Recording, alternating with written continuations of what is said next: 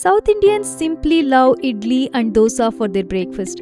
In fact, we make them in so many different varieties. Today I'm sharing one of my favorite, Sabudana Idli. It's so soft, healthy, delicious, and the best part is there is no fermentation required.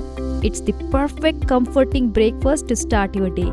Hello everyone, welcome to HomePlateDelights. If you are new to this channel, please do subscribe and support the channel. Let's get started and make this healthy, delicious Sabudana Idli. Into a large bowl, add 1 cup of Sabudana. These little white pearls are called Sabudana. These are so healthy and delicious. Next, I am adding 1 cup of Idli rava. Make sure you are using Idli rava, not Upma rava. Next to this, I am adding 1 cup of sour curd.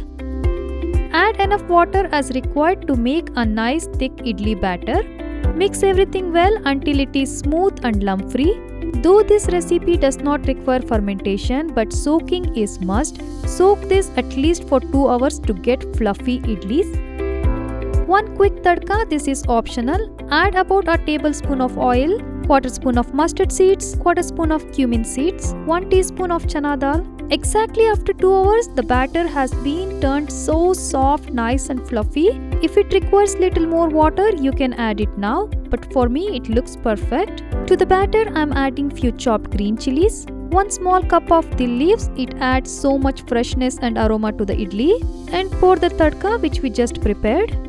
Give it a good mix and the batter is almost ready to go into idli pan.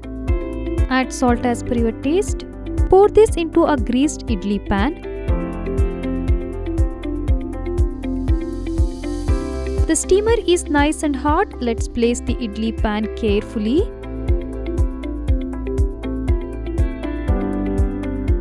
Cover the lid and steam it for at least 12 to 15 minutes.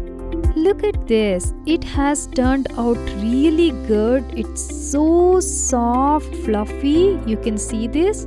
This idli tastes really good with tomato chutney. Here I have a recipe for tomato chutney on my channel. Please do check that out. Thank you so much for watching. See you next time.